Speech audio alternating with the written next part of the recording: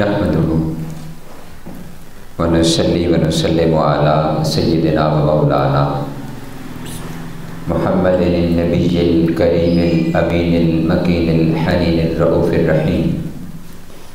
أما بعد، أعوذ بالله من الشيطان الرجيم. بسم الله الرحمن الرحيم. ألا لله الدين الخالص.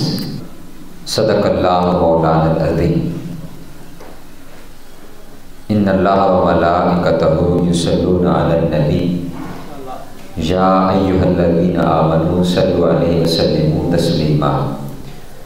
اللہم صل علی سیدنا و مولانا محمد النبی الامی وعلی آلہ وسلم تسلیما.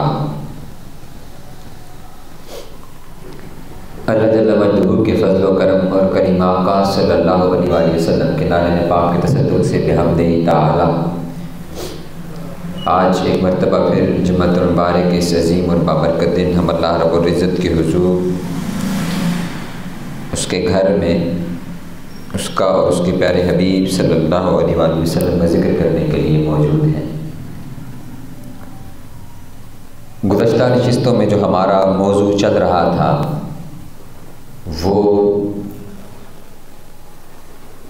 تصوف، روحانیت، ولایت کے باب میں علم کی کیا اہمیت ہے، علم کیسے مددگار ہوتا ہے، علم کیسے اہم رول پلے کرتا ہے اس سفر کے اندر، راہ سلوک کے اندر، علم کے کیا لوازمات ہیں کہ علم کے ساتھ کیا کیا دیگر لوازمات ضروری ہیں، علم کی اقسام کیا ہیں، علم کیسے ہدایت دیتا ہے، وہ کون سا راستہ ہوگا کہ علم اس طریق سے جائیں تو علم ہدایت دے گا، اور کون سا ایسا طریق ہے کہ جس کے ذریعے علم وبال بن جاتا ہے.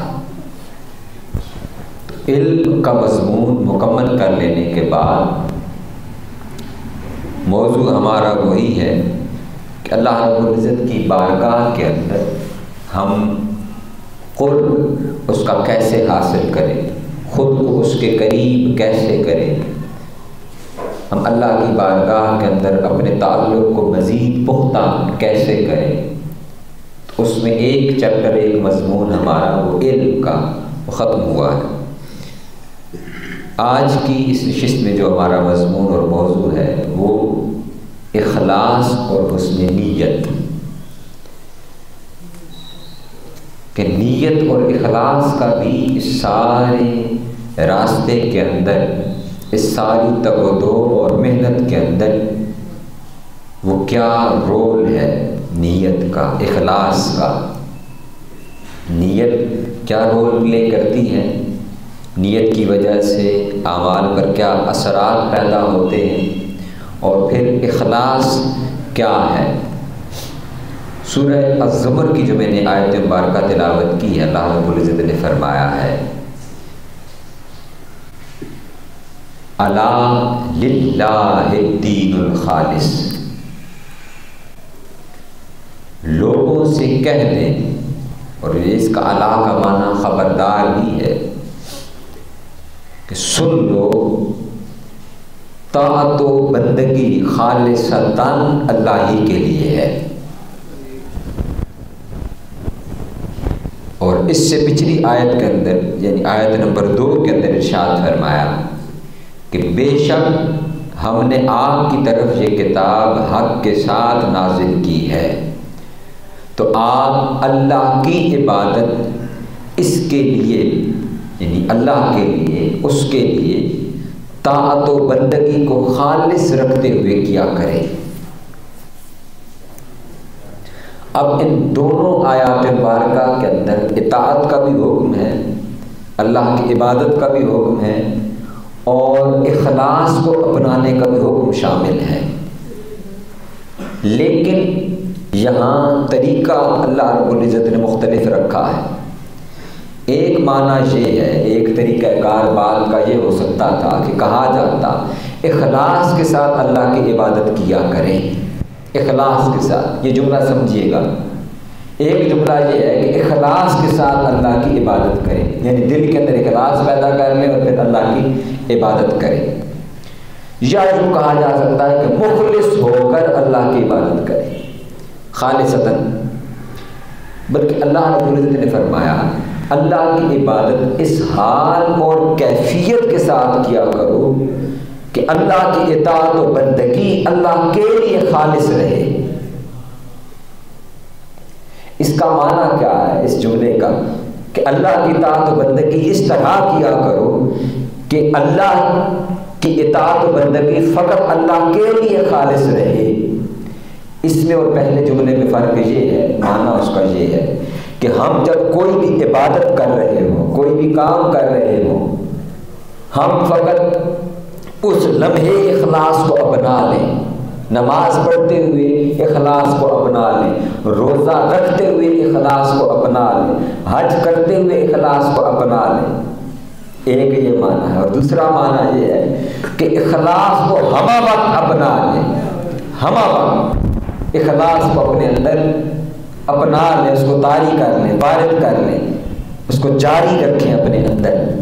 اور جب بھی کوئی بھی کام کر رہے ہوں اس کے اندر اخلاص موجود ہو اور وہ کام اللہ کی اطاعت و بندگی بنتا چلا جائے. یہاں اب ایک اور بھی فرق ہے، اور وہ یہ ہے کہ ایک تو یہ ہے کہ اخلاص جز وقتی عمل نہیں ہے کہ مثلا مسجد میں نماز پڑھنے آئے ہیں تو اب اخلاص کو اپنے اندر وارد کر لیں اور باہر نکلے تو پھر اخلاص رخصت ہو جائے. ایک یہ معنی. دوسرا معنی یہ ہے کہ ہمارے ہاں ایک دو چیزیں ہیں، اب ان میں بھی ہم فرق سمجھ لیتے ہیں. ایک ہے عبادت اور ایک ہے اطاعت. عبادت جو چیزیں فرض ہیں اللہ کی رضا کی خاطر ہم انہیں ادا کرتے ہیں، مثلا نماز پڑھ لی، روزہ رکھ لیا، حج کر لیا، سچ بول لیا، یہ عبادت ہے، یہ عبادت ہے. لیکن اس کے علاوہ زندگی کے ہر کام کو کرتے ہوئے دل کے اندر اللہ رب العزت کا خیال آ جائے اور اس کے رسول صلی اللہ علیہ وآلہ وسلم کے حکم کا خیال آ جائے، زندگی کے ہر کام کو سر انجام دیتے ہوئے، اس کو اطاعت کہتے ہیں. یعنی ایک کام تھا اوبلیگیٹری، فرض تھا، ہم نے اس کو ادا کر لیا، یہ عبادت کے زمرے میں آ گیا کہ یعنی یہ ہماری عبادات ہیں. مخصوص اوقات کار کے اندر دن کی 5 نمازیں فرض ہیں، صرف اتنے لمحے کے لیے ہم آئے، حاضر ہوئے اور ہم نے یہ کام کر لیا، یہ عبادت ہے. یاد رکھیے دین کا ہم سے مقصود فقط عبادت نہیں ہے، یہ رہبانیت بن جاتی ہے. یہ دیگر مذاہب کی طرح جو متروک ہو چکے ہیں، یہ ان کا عمل ہے. ان کے ہاں دین کا تصور نہیں ہے، ان کے ہاں مذہب کا تصور ہے.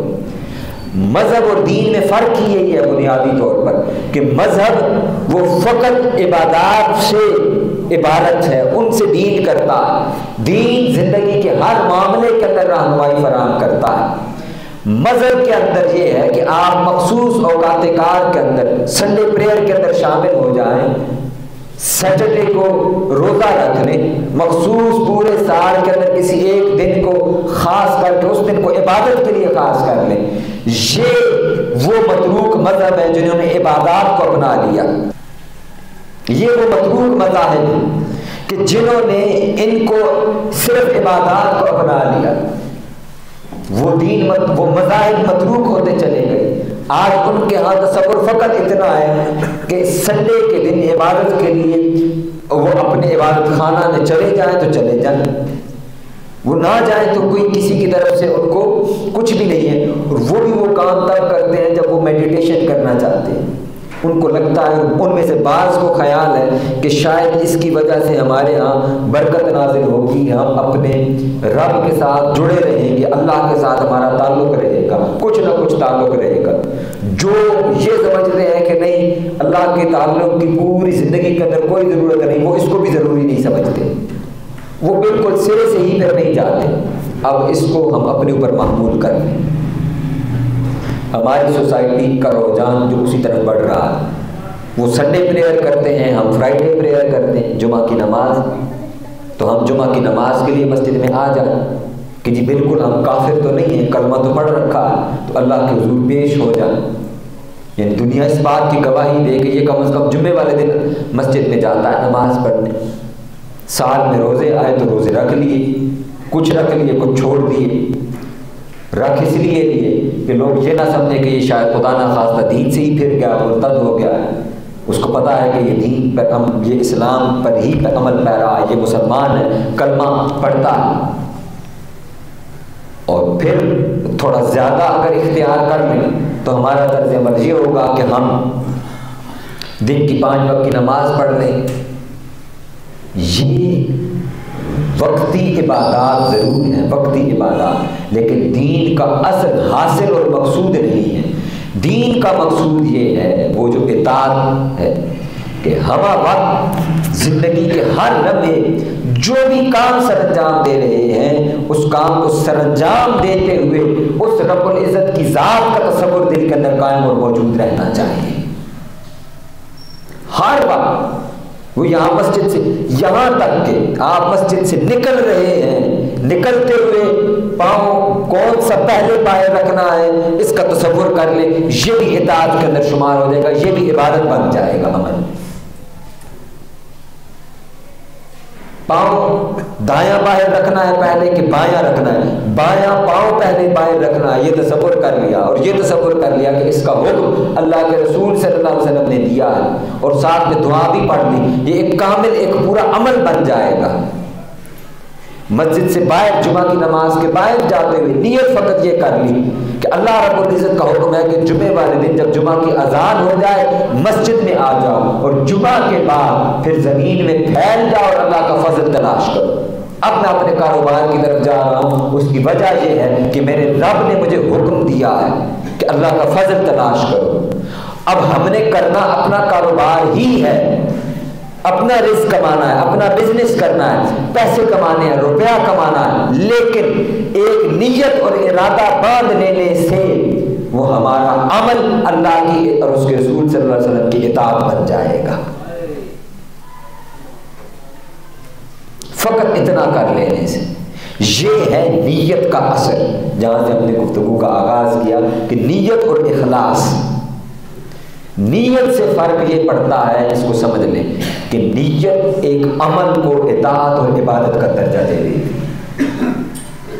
وہ جو ہمارا روٹین ورک ہے، روٹین ورک جو ہم نے اپنے معمول کے مطابق کرنا ہے، کرنا ہم نے وہی ہے، لیکن وہ ہمارے عمل، وہ ہمارے کام، وہ ہمارے معمولات زندگی، وہ اللہ اور اس کے رسول کی اطاعت بنتے چلے جائیں گے، اور ان پر بھی اجر و ثواب ملتا چلا جائے گا، اور اللہ کی بارگاہ سے ان میں برکت بھی شامل ہوتی چلی جائے گی۔ وجہ یہ ہے، معمول ہمارا یہ ہے، ہماری کیونکہ زندگیوں کے اندر بے مقصدیت زیادہ ہے، بے مقصدیت، توجہ ہی نہیں ہے کہ زندگی کس رخ پر جا رہی ہے، کس طرف جانا ہے۔ آخرت بھی ہمارے ذہنوں میں نہیں ہے، وہ تو جب ایک وقت ہے، جب وقت آ گیا، سانس بند ہو گئی، جب چلے جائیں گے اللہ کے حضور تب کتاب دیکھی جائے گی۔ ہم ارادتاً آخرت کی نیت سے کام نہیں کر رہے، حتیٰ کہ آج جو ہم نے نماز پڑھی ہے وہ بھی ہم نے ارادتاً نہیں پڑھی آخرت کی نیت کے ساتھ۔ ہمارے ذہنوں میں ہے، ایک روٹین بن چکی ہے کہ فرض ہے جمعے والے دن جانا ہے مسجد کے اندر، اور یہ 2 فرض پڑھ کے ہم نے آ جانا ہے۔ یہ ہماری روٹین بنی ہوئی ہے تو ہم آ جاتے ہیں روٹین کے اندر، اور اس کا ذکر میں نے پہلے کر دیا کہ کسی کی نیت یہ ہوگی کہ میں اب اتنا تو کافر نہیں ہوں، لوگ دیکھیں گے تو کیا کہیں گے کہ یہ کافر تو نہیں ہے خدا نہ خواستہ، یہ تو جمعے، ہم نے اس کو عام دنوں میں تو دیکھا ہی کبھی نہیں، جمعے والے دن بھی مسجد میں کبھی نہیں دیکھا۔ اور اس کی میں ریزن عرض کر دیتا ہوں۔ مثلا امام اعظم ابو حنیفہ رضی اللہ تعالیٰ عنہ فتویٰ فرماتے ہیں تو آپ ارشاد فرماتے ہیں کہ کسی شخص کے اندر اگر 99 حصے ہم کفر کے دیکھیں اور ایک حصہ اگر اس میں ایمان کا نظر آئے تو ہم اس کے ایمان کا فتویٰ دیں گے، کفر کا فتویٰ نہیں دیں گے۔ اس کی مثال کے اندر یہ بات انہوں نے عرض کی کہ ہم نے اس کو زندگی میں کسی ایک لمحے بھی سجدہ ریز ہوتے ہوئے دیکھ لیا تو ہم اس کے ایمان کی گواہی دیں گے، کہ ہم کہیں گے کہ یہ شخص مسلمان ہے، مومن ہے۔ تو سیم ہے ایز ہمارا کیس ہے کہ ہم جمعے والے دن حاضر ہو جائیں تاکہ ہمارا ایمان کی گواہی موجود رہے کہ ہم مومن ہیں، مسلمان ہیں، کلمہ گو ہیں۔ وگرنہ تو نماز تو 5 وقت کی فرض ہے، وہ ادا کرنی ہے مسجد میں آ کر کے، اس کو ادا کرنا ہے۔ اور پھر میں نے جیسا کہ عرض کیا، اب یہ میں نے جو بات میں کر رہا تھا کہ ہمارے ہاں کہ بے مقصدیت ہے، ہمارے ہاں ہماری آخرت بھی ہمارے ذہنوں میں نہیں ہے، ایون کہ آج کی نماز پڑھتے ہوئے بھی ہم ایک روٹین کے عمل سے گزرتے ہوئے مسجد میں آ گئے، روٹین کے اندر نیتاً اس خاص ارادے کے ساتھ۔ اب یہ نیت کا فرق ہے، نیتاً اس نیت کے ساتھ نہیں کہ یہ میرے اللہ اور اس کے رسول کا حکم ہے۔ عبادت تو میں نے جمعہ تو پڑھنے جانا ہے، لیکن جا میں اس لیے رہا ہوں کہ میرے رب نے مجھے حکم دیا ہے، اس کے معبود نے یہ حکم دیا ہے، ہم نے یہ کام کرنا ہے۔ اب یہ عبادت بھی ہے اور اطاعت بھی ہے۔ اب اس عمل کو کرتے ہوئے پھر مزید اخلاص کو شامل کر لیا جائے کہ یہ میں خالصتاً پھر اللہ کے لیے کر رہا ہوں، کسی شخص کو دکھانے کے لیے نہیں کر رہا کہ میں نے اس کو گواہی دینی ہے، اس کو گواہی دینی ہے کہ وہ دیکھے اور وہ کہے کہ اس نے یہ عمل کیا تھا، بڑا نیک آدمی ہے، بڑی نماز پڑھ لی اس نے، بڑا یہ ہر جمعے کے دن ہمیں نظر آ جاتا ہے۔ تو ایسا بھی نہیں کرنا۔ اب یہ اگلا درجہ ہے اخلاص کا، جو جس کی آیت مبارکہ سورہ الزمر کی میں نے پڑھی، فرمایا کہ خالص ہو کر اللہ رب العزت کی اطاعت و بندگی کرو۔ یعنی جب عمل سر انجام پا رہا ہو، عمل کی سر انجام دہی ہو، اس وقت دل کے اندر کسی دوسرے کا خیال نہ آئے، اس کو اخلاص کہتے ہیں، اسی کو تقویٰ کہتے ہیں۔ یہی دل کا تقویٰ ہے، یہی اخلاص ہے۔ ابھی آج یونیورسٹی کے اندر کلاس میں بھی میرا مضمون تھا، تو بچوں کو میں نے عرض یہی کیا کہ تقویٰ اگر پوچھنا ہو کہ تقویٰ کیا ہے، تو فقط نماز روزہ نہیں، زندگی کا کوئی بھی کام کرتے ہوئے، کوئی بھی کام، وہ ہماری روٹین کا کوئی بھی کام ہے، ہم اپنی کاروبار کر رہے ہوں، بزنس کر رہے ہوں، جاب کر رہے ہوں، پڑھائی کر رہے ہوں، اسکول میں بیٹھے ہوئے ہوں، گھر میں بیٹھے ہوئے موبائل یوز کر رہے ہوں، کسی کے ساتھ بات کر رہے ہیں، کسی کے ساتھ گفتگو کر رہے ہیں، کسی کے ساتھ ڈیل کر، کچھ بھی کر رہے ہیں، کچھ بھی کھیل رہے ہیں، کھا رہے ہیں، کچھ بھی کر رہے ہیں، وہ جو بھی عمل سر انجام دے رہے ہیں، اس عمل کو کرتے ہوئے دل کے اندر اللہ کا خیال آ جانا، اس کو تقویٰ کہتے ہیں۔ غلط عمل ہے اس سے رک جانا، باز آ جانا۔ وہ جو مثال میں نے کسان والی دی تھی پچھلے جمعہ البارک کہ کسان کا دل اس کی مالک کی بیوی پر آیا، اس نے سارے دروازے بند کر کے جب اس سے کہا کہ کوئی بھی ہمیں نہیں دیکھ رہا، تو اس کی بیوی نے جواب دیا کہ نہیں، ایک دروازہ کھلا ہے، وہ اللہ کی ذات کا ہے کہ اللہ رب العزت مجھے دیکھ رہا ہے۔ یہ خیال ہم وقت دل میں رہنا، کسی کام کو کرتے ہوئے بھی اور کسی کام کو کرنے لگے بھی لیکن اس سے باز آ جانا کہ نہیں، رب کا حکم یہ نہیں ہے۔ جھوٹ بولنے لگے، خیال دل میں آ گیا کہ نہیں، مالک کا تو حکم یہ نہیں تھا، اس سے باز آ جانا۔ دھوکہ کرنے ہی لگے اور خیال آ جائے دل کے اندر کہ نہیں، ایسا نہیں کرنا۔ جاب پر موجود ہیں، وہاں پہ ڈنڈی مارنے لگے ہیں کہ شاید باس کو تو نہیں پتا چلے گا، باس کو پتا نہیں چلے گا، لیکن وہ جو مالک حقیقی اوپر بیٹھا ہوا ہے موجود ہے، یہ جملہ میں حذف کر رہا ہوں، اوپر بیٹھا ہوا، تو وہ جو ہمارا مالک اور خالق موجود ہے، جو ہم وقت ہمیں دیکھ رہا ہے، جو ہمارے ہر عمل سے آگاہ ہے، وہ باس نہیں دیکھے گا، ڈنڈی مار جائیں گے وہاں پر، لیکن رب تو دیکھ رہا ہے۔ کام کے اندر کوتاہی کرے، دل کے اندر یہ خیال آ جائے کہ کوتاہی نہیں کرنی، اس لیے کہ رب دیکھ رہا ہے، اس کو تو جواب نہیں دینا، اس سے کتنا لین دین ہے، اس سے فقط اتنا لین دین ہے کہ اس نے کام کے اختتام کے اوپر چند روپے دے دینے۔ اب یہی عمل اور یہی طرز عمل اور یہی فکر ہماری اس کمائی کو حلال بھی قرار دیتا ہے، اس کو حرام بھی قرار دیتا ہے، فقط اتنی نیت بدل لینے سے۔ یہ فرق ہے نیت کا اور اخلاص کا، اور اسی کو تقویٰ کہتے ہیں کہ ہر عمل کے اندر اس رب العزت کا خیال دل میں آتا رہے، ہمہ وقت جاگزی رہے، اس کا خوف دل میں رہے، تاکہ ہم اپنے کام درست طریقے سے سر انجام دیتے رہیں۔ کسٹمر ہے، اس سے ہماری ڈیلنگز چل رہی ہیں، اس سے ہم ڈنڈی مار دیں کہ اس کو اتنا مال میں نے دینا ہے، اس کو سینکڑوں کے حساب سے، تو 2-4 پیس بیچ میں دوسرے بھی رکھ لیتے ہیں، اس کو کون سا پتہ چلے گا؟ جب پتہ چلے گا تب کی تب دیکھی جائے گی. نہیں، اب چلے ایک یہ عمل ہے کہ ہم نے یہ سوچا کہ ایسا کر لیں گے. ایک یہ بھی سوچ لیا کہ چلو ہم اپنے کسٹمر کو اچھی سروس دینا چاہتے ہیں، ہم اس لیے کام میں ڈنڈی نہیں ماریں گے، ہم کوئی غلط پیس اپنے پروڈکٹ کے اندر نہیں رکھیں گے، کوئی چیز غلط تیار کر کے نہیں دیں گے.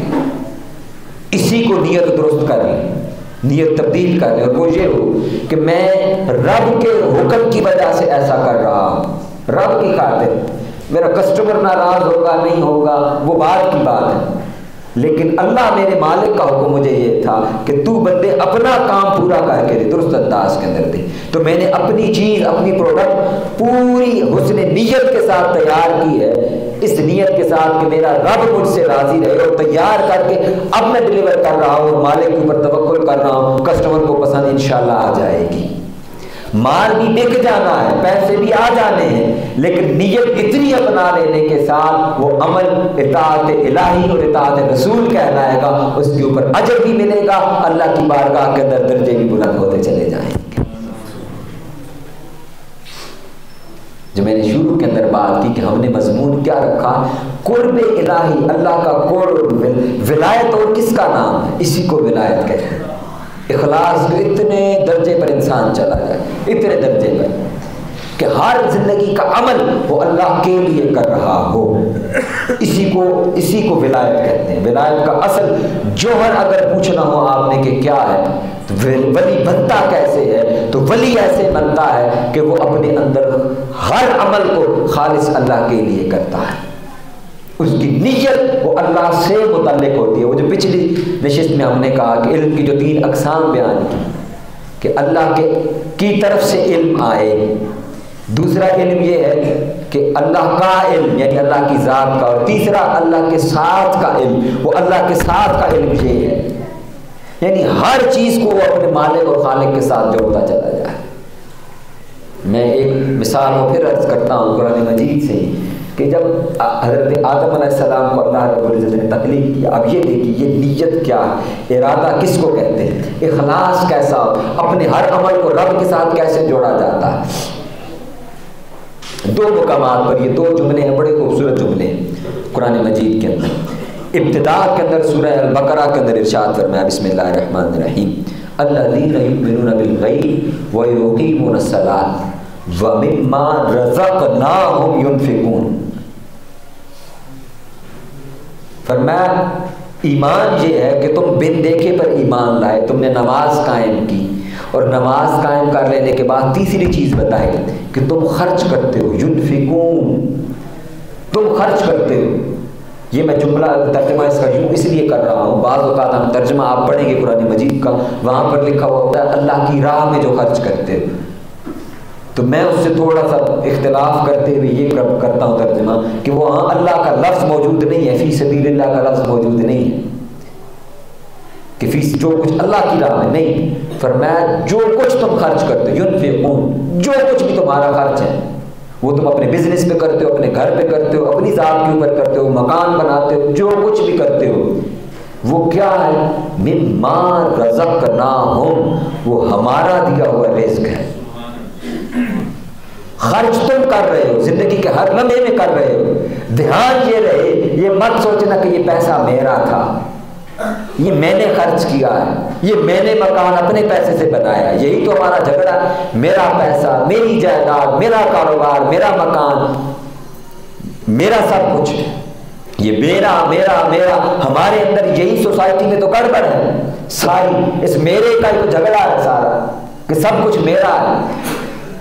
رب کہہ رہا ہے کہ بندے دھیان کر، یہ جس کو تو میرا کہہ رہا ہے، رزقنا، یہ ہمارا دیا ہوا ہے، یہ ہماری بارگاہ سے تجھے عطا ہے. ہم نہ دیں تو یہ کہاں سے لے گا؟ اور رزق کے ترجمہ کے اندر پھر جملہ مفسرین نے یہ ہماری درستی فرمائی ہے، وہ فرماتے ہیں کہ رزق کے لفظ سے کہیں فقط اتنے میں نہ بیٹھ جانا کہ اس سے مراد فقط مال ہے، روزی ہے، رزق ہے اور کاروبار ہے، نہیں، ہر وہ شے جو تمہارے پاس اللہ کی نعمت ہے جسے تم خرچ کرتے ہو وہ اللہ کی بارگاہ کی طرف سے رزق ہے۔ وہ تمہاری آنکھیں ہیں، وہ کان ہے، وہ سوچ ہے، وہ ذہن ہے، وہ فکر ہے، وہ جان ہے، وہ جسم کے اندر جان ہے، وہ ہاتھ ہے، وہ کپڑے ہیں، وہ ٹانگیں ہیں، وہ کاروبار ہے، وہ مال ہے، وہ اولاد ہے، ہر شے جو تمہارے پاس، وہ علم ہے، ہر شے جو تمہارے پاس ہے اور اس کو تم خرچ کرتے ہو تو اس کو خرچ کرتے ہوئے یہ مت سمجھنا کہ یہ میرا ہے، نہیں، ہمہ وقت دھیان یہ رہے کہ یہ میرے مولا کا عطا کیا ہوا ہے، یہ میرے رب کا عطا کیا ہوا ہے، یہ اس کی طرف سے مجھے ملا ہے۔ یہ ہے نیت، اور اسی کو ولایت کہتے ہیں کہ یہ دھیان رب کا پیدا ہو جائے دل کے اندر، اس کا خیال رہے، نیت اس کی رہے، ہم وقت توجہ اس کی طرف رہے، اسی کو ولایت کہتے ہیں۔ کہ وہ ولی ہے نا، ولی اللہ کا ولی، ولی کہتے ہیں دوست کو، قریب کو، یعنی وہ اللہ کے اتنا قریب ہو جاتا ہے کہ اس کے اور اللہ کے درمیان اور کچھ بھی نہیں ہوتا، وہ ساری دنیا کو اٹھا کے دور کر دیتا ہے، اپنے ہر عمل، ہر کام، وہ رہ اسی دنیا کے اندر رہا ہوتا ہے لیکن دنیا کے اندر رہتے ہوئے اپنے سارے معمولات، سارے کام سر انجام دیتے ہوئے وہ اپنے آپ کو اللہ کے ساتھ جوڑ کر کے رکھتا ہے۔ اسی کو کہتے ہیں کہ یہ بندہ اللہ کا دوست ہو گیا ہے۔ یہ وہ درجہ اور مقام آتا ہے، یہ وہ درجہ اور مقام جب اتنا اخلاص پیدا ہو جائے، اللہ کے ساتھ اتنا قرب، اتنی میت پیدا ہو جائے۔ تو بخاری شریف کی حدیث ہے، فرمایا کہ جب بندہ میرے اتنا قریب ہو جاتا ہے، اور بلکہ الفاظ یہ ہے، فرمایا کہ میں بندے کو قریب کر لیتا ہوں، وہ میرے قریب ہو جاتا ہے فرائض کے ذریعے، حسن نیت کے ذریعے، اخلاص کے ذریعے، پھر کیا ہوتا ہے؟ فرمایا پھر میں اس کے ہاتھ بن جاتا ہوں جس سے وہ کام کرتا ہے، پھر میں اس کی زبان بن جاتا ہوں جس سے وہ بولتا ہے، میں اس کی آنکھ بن جاتا ہوں جس سے وہ دیکھتا ہے، میں اس کے پاؤں بن جاتا ہوں جس سے وہ چلتا ہے۔ اور اسی کو پھر کرامت کہتے ہیں کہ وہ جو کہہ رہا ہوتا ہے وہ اللہ، وہ کہہ تو وہ رہا ہوتا ہے، رب کہتا ہے میرا وہ نہیں کہہ رہا، وہ میں اس کا کہا میرا کہنا ہے، تو رب اس کی کہی کو موڑتا نہیں ہے۔ یہاں اقبال کا وہ شعر میں ایڈ کر دوں جو بچپن سے ہم سارے سنتے آ رہے ہیں، خودی کو کر بلند اتنا کہ ہر تقدیر سے پہلے۔ اس بلندی سے کیا مراد تھی اقبال کی کہ خود کو کتنا بلند کر، کہاں لے کر کے جا، اس بلندی سے مراد یہ بلندی تھی کہ بندے ہر عمل اور ہر کام کو اللہ کے لیے کر اور اللہ کے اتنا قریب ہو جا، ہر تقدیر سے پہلے خدا بندے سے خود پوچھے بتا تیری رضا کیا ہے، تو اللہ کے قرب، اس کی معیت کے اندر اتنا چلا جا، اتنا بڑھتا چلا جا کہ پھر وہ مقام آ جائے کہ رب بندے سے پوچھ رہا ہو بتا تیری منشا کیا ہے، تو کیا چاہتا ہے۔ آقا علیہ السلام کا مقام دیکھی کیا ہے، کتنا اخلاص ہوگا، یعنی آپ کے ساتھ تو کمپیریزن نہیں بنتا کسی دنیا کی کسی ہستی اور شخصیت کا، لیکن میں سمجھانے کے لیے عرض کر رہا ہوں یہ جو بات ہے کہ خدا بندے سے خود پوچھے بتا تیری رضا کیا ہے۔ ادھر تو معاملہ یہ ہے کہ خدا پوچھے، اور انتہائی مقام اور کمال یہ ہے آقا علیہ السلام کا کہ رب کہہ رہا ہے ما ترضا فلنولینک قبلۃ ترضا، محبوب آپ نے جدھر کو تصور کر لیا اسی کو ہم نے کعبہ بنا دیا۔ وہاں مقام یہ ہے کہ جو منشا یار ہے، جو آقا علیہ السلام کی منشا ہے وہ رب کی تقدیر ہے، وہ رب کی تقدیر ہے، یعنی وہاں پوچھنا بھی نہیں ہے یا کہنے کے بعد نہیں کرنا کہ ایسا نہیں، وہاں تو محبوب نے جو سوچا، جو خیال کیا وہ تو بہت بلند مقام ہے، وہ تو آقا علیہ السلام کے سوا تو کسی کو نہیں مل سکتا۔ اس کا فیض یہ ہے کہ ہم اپنے عمل کو خالص اللہ کے لیے کرتے چلے جائیں، اللہ کے لیے کرتے چلے جائیں، تو اس میں مقام یہ حاصل ہوتا ہے کہ پھر وہ اللہ کے لیے کرتے کرتے کرتے پھر انسان اللہ کے قرب میں چلا جاتا ہے۔ اسی میں وہ حضور سید شیخ الاسلام نے بڑی اس کی تفصیل فرمائی ہے. آپ نے، میں انہی کے لیکچر سے اس کو اقتباس سے بیان کر رہا تھا. آپ مثال پھر یہ دیتے ہیں کہ آپ نے قرآن مجید میں جو اللہ رب العزت نے فرمایا قل من حرم زینت اللہ، فرما دیجیے کہ اللہ کی اس زینت اور آرائش کو کس نے حرام کیا ہے. اب آپ تصور کیجیے، یہاں پہ آگے اس سے پھر آگے حضور سید شیخ الاسلام نے بڑی خوبصورت مثال ہے. یہ آیت مبارکہ آپ دیکھیں، وہ کیا ہے کہ کپڑے ہم نے اپنے لیے پہننے ہیں، ہماری ضرورت ہے، لیکن نیت اللہ کے کر لینے کے بعد کہ مالک کا حکم ہے کہ زینت کو اپناؤ. قرآن میں اس نے کہا ہے کہ خوبصورتی حرام نہیں ہے، خوبصورت رکھو، اچھے رکھو، کپڑے اچھے پہن. اب کپڑے ہم نے اپنے پہننے ہیں، سلوائی اپنے کروانی ہے، کڑھائی اپنے لیے کروانی ہے تاکہ میں اچھا لگوں. اپنے لیے کرنا تھا کام، پہننے بھی ہم ہی نے ہیں. نیت فقط بدل لینے سے کہ یہ میں مالک کا حکم ہے قرآن مجید میں، اس کو کر رہا ہوں. تو میں نے یہ ایک مثال اس لیے عرض کی گفتگو کے اختتام پہ کہ ہمیں سمجھ میں آئے کہ کتنا چھوٹا سا کام ہے، کتنا چھوٹا سا کام کہ کپڑے ہم نے اپنی ذات کی خاطر پہنے، ہماری ضرورت ہے. کھانا ہم نے اپنا کھانا ہے، جو چاہیں کھائیں، بریانی کھائیں، پیزا کھائیں، مٹن کھائیں، چکن کے بروسٹ کھائیں، جو چاہیں ہم کھائیں. ہماری اپنی خواہش ہے، ہمیں ہمارا دل کر رہا ہے کہ آج ہم نے یہ کھانا ہے. نیت آغاز کرتے ہوئے بسم اللہ پڑھ لی، نیت یہ کر لی کہ جسم میں اس سے طاقت آئے گی، اللہ کی بارگاہ کے اندر مزید کھڑا ہو کے اچھے سے عبادت کروں گا، اس کی دین کی خدمت کروں گا، مزید لوگوں کے ساتھ بھلائی کروں گا، والدین کی خدمت کروں گا، اپنے کام کو اچھے سے سر انجام دوں. فقط اتنی نیت کر لینے سے عمل بدل گیا.